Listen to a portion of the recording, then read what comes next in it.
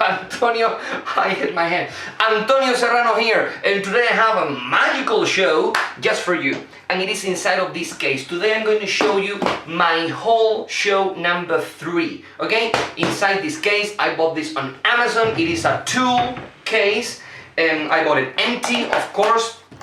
And it has some compartments, and I also love the organizer here in the lid. And I'm going to show you everything that I pack inside of this case for this show. This was the show that I was performing a couple of years ago, and I am very proud of this show. I always tell you that for each year that I try a different show, I have 5 shows and I go all around them every 5 years. And this is show number 3, okay? The goal that I had when I created this show was to pack a lot of magic in it. Okay, show number 1, the goal was simply to have a show with a script and sticking to it. I was able to do that, I achieved that. Show number 2, the idea was to do things that are not comfortable, because show number 1, I didn't film the video of show number 1 yet. It was like a comfortable show, is what I call the comfortable show. Quite comfortable, I didn't even have like body loads or things like that. Show number 2, I tried to do it kind of like a more uncomfortable show. For me, I have to buy things for the show every time that I perform. I had to carry some body loads. And in show number 3, it's not comfortable either. And I try to be original as possible, and pack as much magic as possible. If I am doing a trick, I don't want it to be like just one single effect and that's it. I want to pack as much effects inside of every single routine as possible. Okay? So let's get started. As always, in this section here, that is the exact size. I don't know what kind of tool you put in here, but it is the exact size for a poker bicycle deck. So in here I have a paper clip, and in the paper clip I always stick the set list. And when I'm performing these shows that I know by heart perfectly, I don't even have to look at the set list. But the set list is great for me when I am packing the show to make sure that all of the tricks are in there and all of the elements are in there. I have a good memory. If you think that you are going to forget some element, you should write the elements next to the name of the trick. Like the first trick, in this case is the bottle production, and next to there you write, in my case, safety pin, rubber dog, silk and bottle. You write all of the objects there, and that way you make sure that everything is in the correct place. Some magicians did that. I think that Billy McComb had like a photograph of his case inside the case. So every time when he packed the case, he took the photograph and he was like, okay, this thing is in here, okay? And if it was something different, if it was some kind of change between the photograph and the case, he knew that something was missing, okay? So that's a great idea. And something that is great too is to have a case with slots, pockets and spaces that are specifically designed for each trick. So if you suddenly see a space, a pocket, a slit that is empty, something is missing, okay? I am a big nerd of organization, things that fit perfectly, list, because I have lost a lot of tricks, a lot of stuff, microphones, deck of cards, costumes in a lot of shows. So I am extremely strict every time that I do a show, and one of the things that I do is take a look at the set list. Every time that I'm doing the check that everything is in the case, I try to pack everything in the case, because if I have other things that must go in other cases, that makes higher levels of risk of losing something. And also something that I also do is setting up the whole show. Every time that I pack the show again after a performance, I set up everything. Cause that way, if there is something missing, you are going to notice, because you are setting up like a rope routine and you are like, okay, the small piece, the medium piece, where is the long piece, right? On the other hand, if you don't set up the show, you can go like, oh, the ropes are here and there are only 2 ropes and you are missing the third one because it is and you throw it away and it's behind a curtain or something like that. I lost a lot of things because I didn't check that way. And you don't know the amounts of time, I would say like 3 times maybe, that I finish performing a show and I receive a call to perform that same day like an hour later or a couple of hours later. That happens a lot here in Spain when you are doing hotels in summer or first Holy Communions in May, that someone calls you last minute. It is great when you have your show reset, right? Because that's what I do every time that I finish a performance, okay? So without further ado, let's start with the show. First trick is the bottle production that I call the trick that you cannot forget.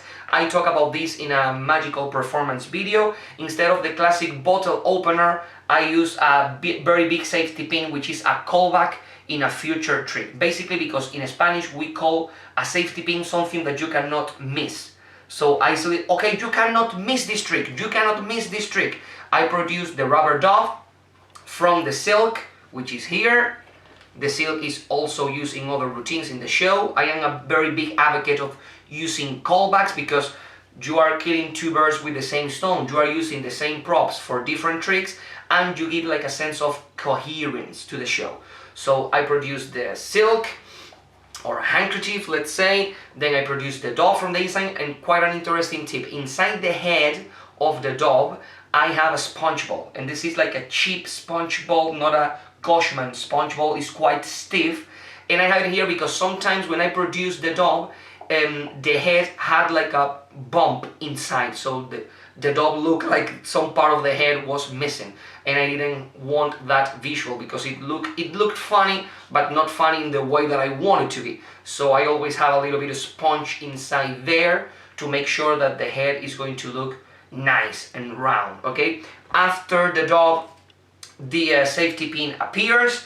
You cannot forget this trick, you cannot miss this trick, and I produce this. And it's like a very slow burn joke because people is like, why do you have a safety? All right, okay, because in Spain we call this something that you cannot miss, something that you cannot forget, right?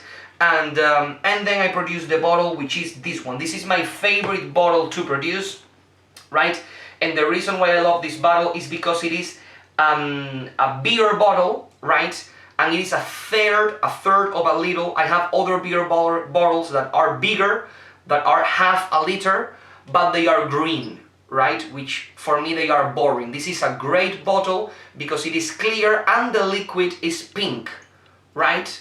So it's quite colorful and people see that it is full.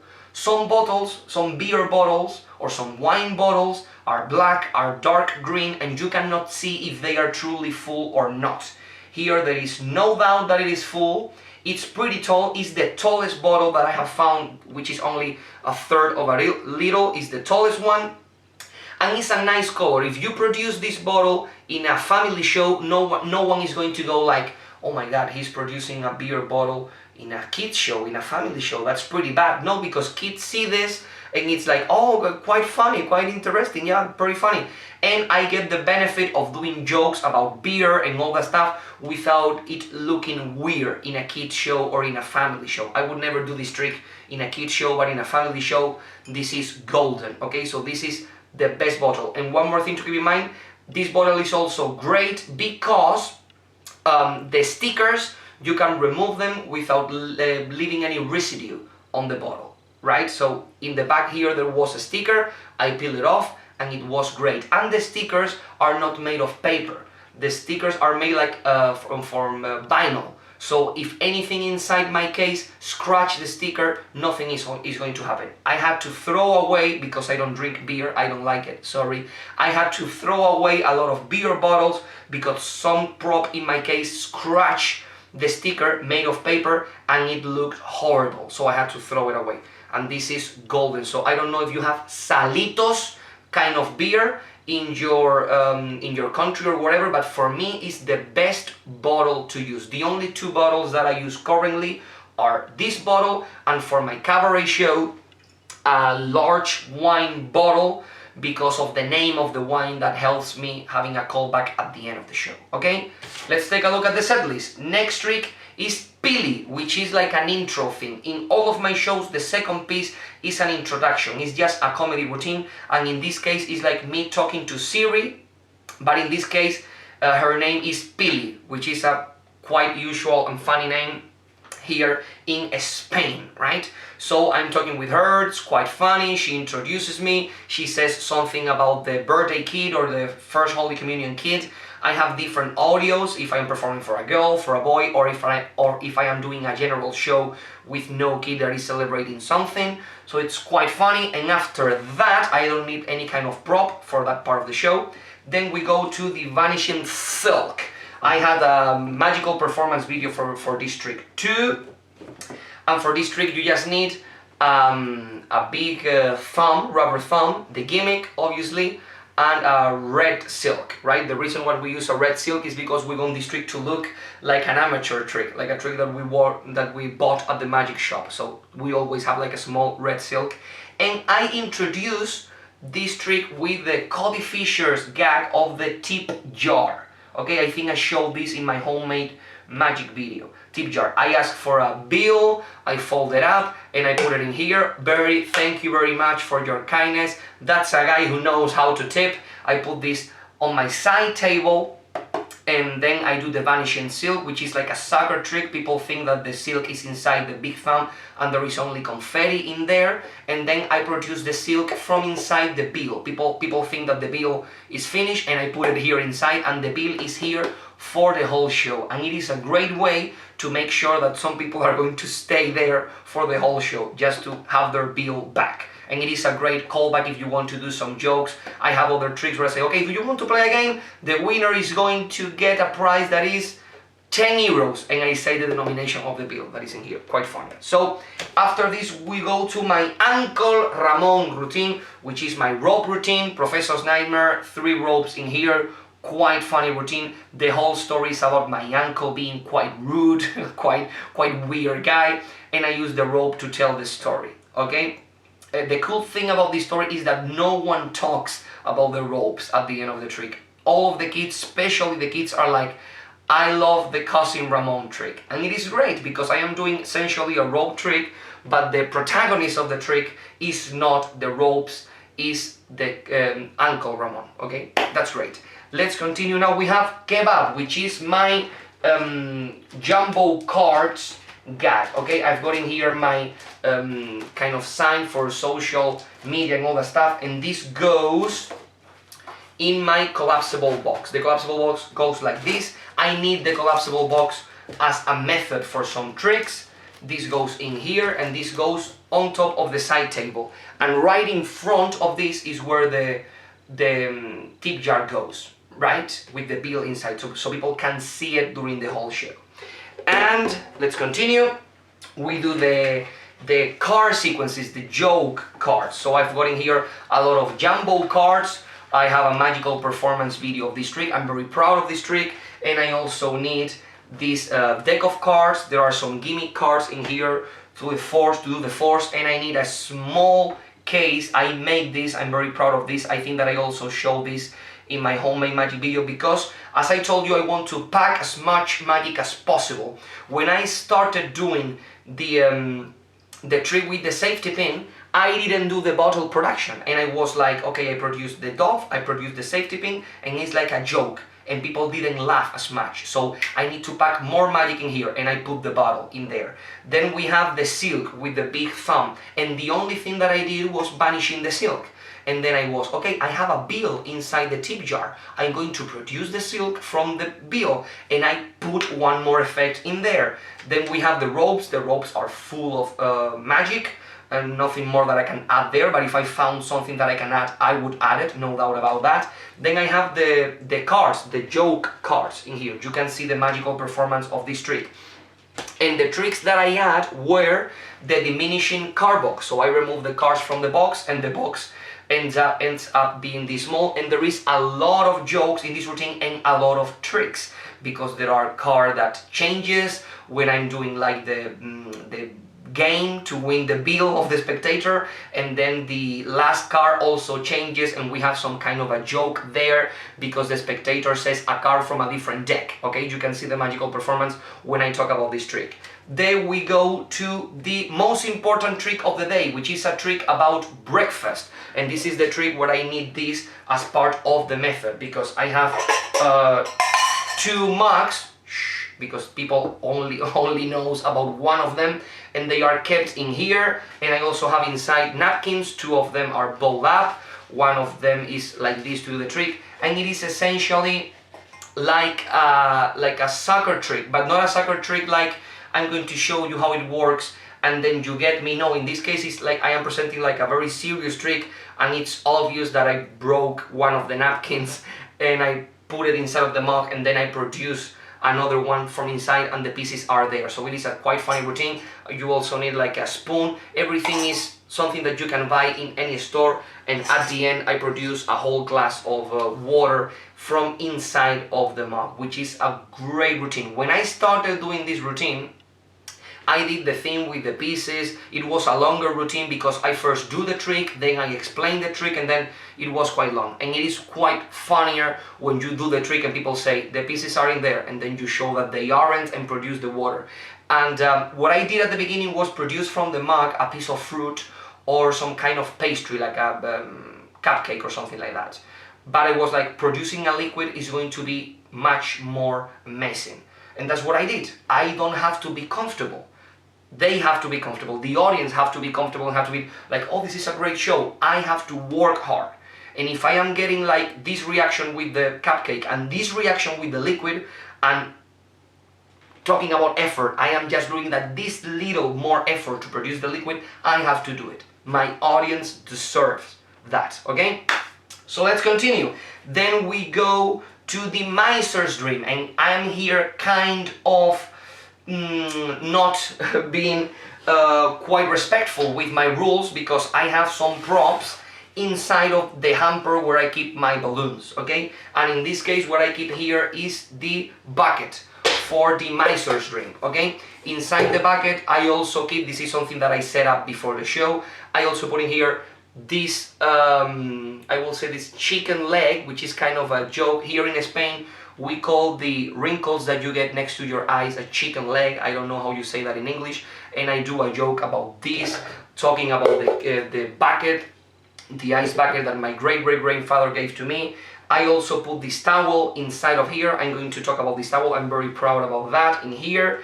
And I also place in here the purse, which makes sense talking about my great-great-grandfather. Okay, and this is everything that we need for this bit. And I have some gags. When I ask a kid on stage, I put the kid on top of a chair to produce the coins from the kid. And I have a couple of gags like, let me show if you are the nice height for the show, some pumps that work in Spanish. And let me see if you have a good level to be a magician, and I take this, let's see if you are level, and I use this, okay?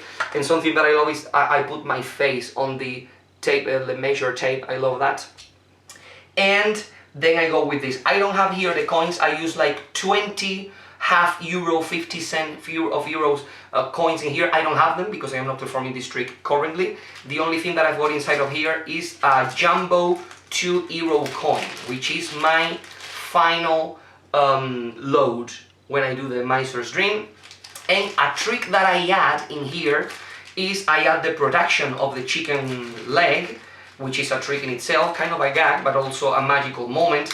And instead of producing this big coin and that's it, at the end of the routine I do like kind of a equivoque magician choice type of routine where the kid chooses the 2 euro coin. I take the 2 euro coin, I make it big using the imagination. Look, it's very big, and now put it behind your ear, and the kid goes like that. And at the end of the routine, when I take the big coin from the kid's ear, it's like I am not only producing a big coin, I am also producing the coin that he chose at the beginning of the trick. Right? And at the end of the show, I have an Instagram story uploaded with all of the forces during the show, and one of the things that I have is the coin, which is great. Something that I didn't mention before is that when I do this trick with the God cards, I force 2 cards. I force the card that I am going to be guessing in this trick, which is a Spanish card, okay? I talk about this in the magical performance video. And I also force another card, which is the card that I am going to guess, or not me, my magical friend, that he's going to guess at the end of the show, okay? And I'm going to talk about why I do that.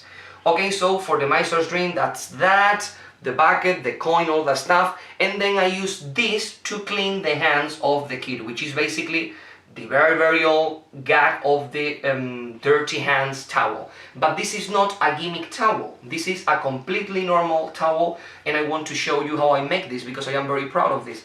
It is very simply a towel like that, but as you can see, in this side is half dirty, half white, and in this side is completely dirty, okay? And what I did is like, I draw hands, I make like the contour of my hand, I use simply markers, normal kids markers, brown, black, different shades of brown, and things like that. And what I did in here is like in this side, the side that is completely dirty, I have a couple of dots of hot glue right in the middle. In here, I don't know if you can see them, in here I have a small dot of hot glue, so I know exactly when I am in the half point on the other side. Here it is white, and here it is dirty. So when I am setting this up, I fold the towel like this. And this goes inside of the bucket. And when I say to the kid, okay, you have to clean your hands, I am showing all these sides that are completely white, and I am not paying attention to this. Okay, you have to clean your hands. Now I open like this. On the other side, it's been a long time that I don't perform this. On this side, I am holding the four corners.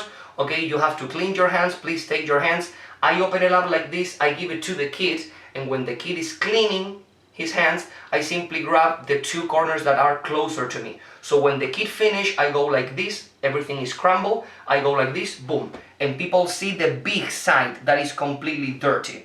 And then quite casually, as I am talking with the kid, I start folding the towel. And now people can see that the other side is dirty as well. When my fingers touch the hot glue bottoms, I stop because I know that I am in the half mark. Okay, and now I fold this like this, and people are seeing dirty everywhere, right? And I drew this big hand in this portion because the gag that I do right now is putting my hand here and asking for the kid, okay, high five. And the kid high fives here or something like that. So I am very proud of this because it's not something that is gimmick. It's quite easy, quite fast to make. You can use any color towel that you want. You can dirty the towel any way you want. If you are performing for adults, you can have bigger hands. If you are performing for kids, you can have smaller hands. If you are performing, for example, normally at McDonald's and people have ketchup in their hands, you can have the stains red. It's not gimmick. Sometimes the gimmick towels are quite small and they are not made of towel. So I think this is great. I am very proud of this, and I'm pretty sure that someone have thought about something similar to this in the past, but I am very proud of this little gag. And you don't know the amounts of times that I have performed this and people are like, oh, that's very funny. Yeah, the stains are on the other side.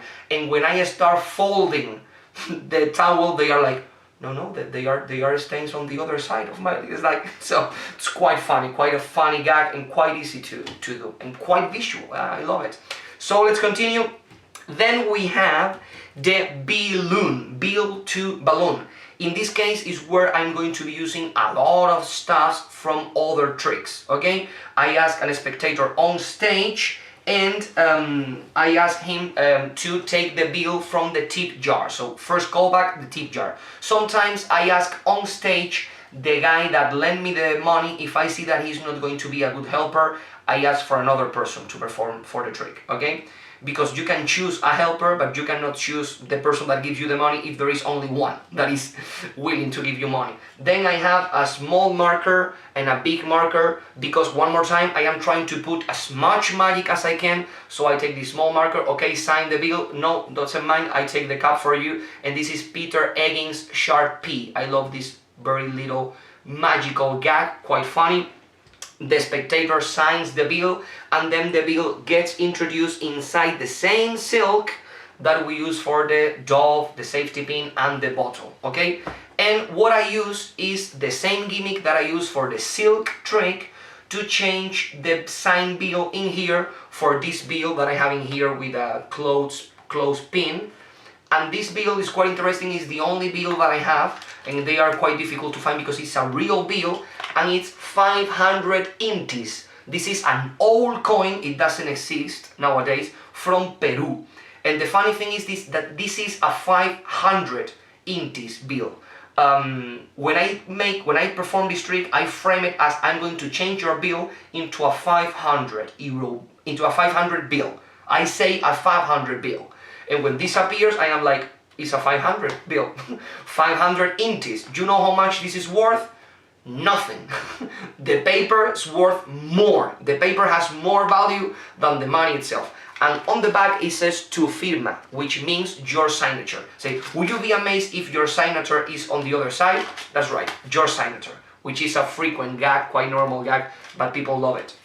At this point, from here, I don't have it here with me right now, I'm having here two pastries, two kind of pastries, small pastries, and a big clear bag full of the same pastries. So the gag is, take one of the pastries, open it up, take a bite, the bill is going to be in there, it's not, give me a bit, I am also hungry. Oh sorry, I messed up, I give you the one that I have in case I lose one, but this is the one, take it please, take one, okay, there is nothing here, okay, I think I have a problem, and then I produce the big bag, and he's like, are you in a hurry? Because we have to eat a lot of pastries because we find before we find the bill. You can use pastries, you can use bananas. This is a great gag that I learned in Alberto de Figueiredo's Spanish magician, in his Penguin Live lecture and in his book called 13. And then from the hamper I produce the balloon hat. And the balloon hat, sorry, I didn't mention this, the balloon hat is on the spectator head even before he signs the bill.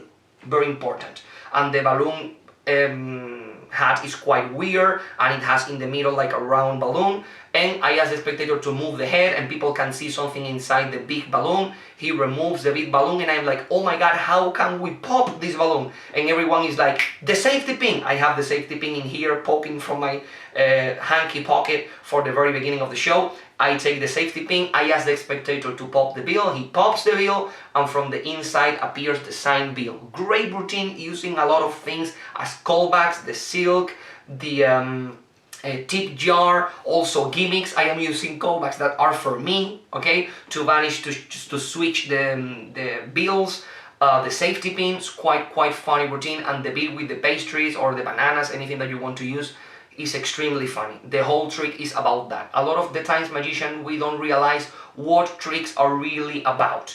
And this trick is not about the bill inside of the balloon. That's the magical effect. But this trick is about the interaction with the spectator and the moment with the pastry. Okay, eat this. No, I don't want to eat it. Oh my god, where is the bill? Oh, turn it around. I think it's on the other end. It's quite funny. And when you produce that big bag of pastries, it's like, I'm sure one of these must have your bill. I'm sorry. I'm so sorry. It's quite funny. And to finish, I do my mojo the chicken routine. I love this routine.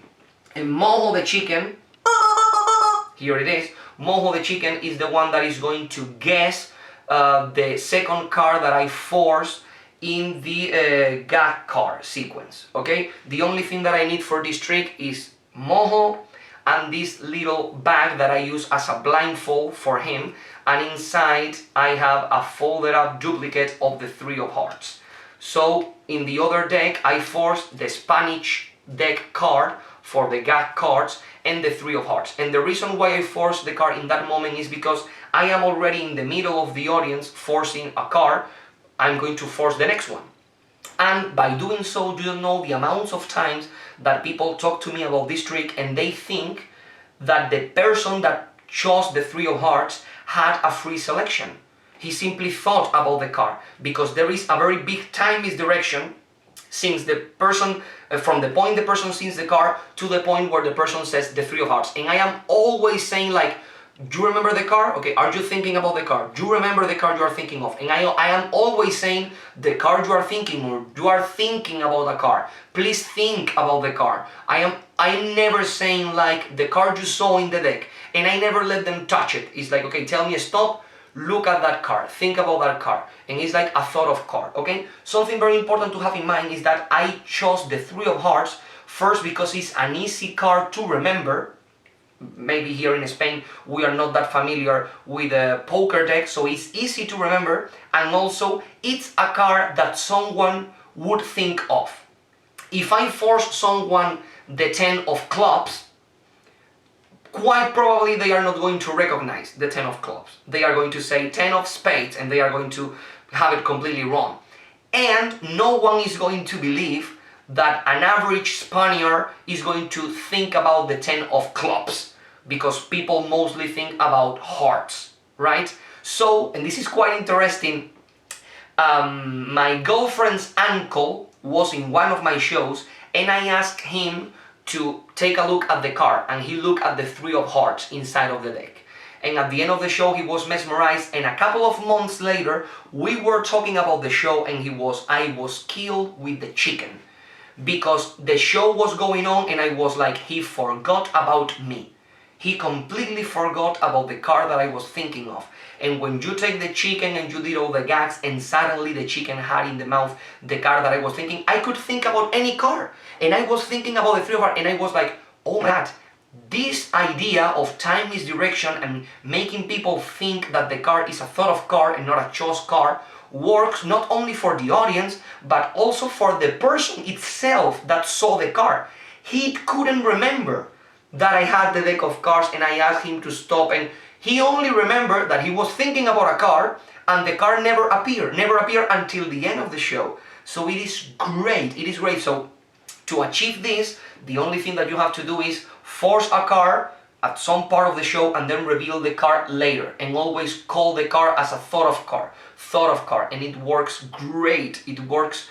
And also, when you have some people that arrive to the show late and they didn't see the point where you force the card, it's even more impossible for them because they didn't even saw it. It's like a pre-show in the middle of the show for them, okay? And the gags that I have with this is basically that his dream is to fly. So I ask a lot of people on stage. One person is going to throw him, another person is going to do a loop, kind of like a David Williamson.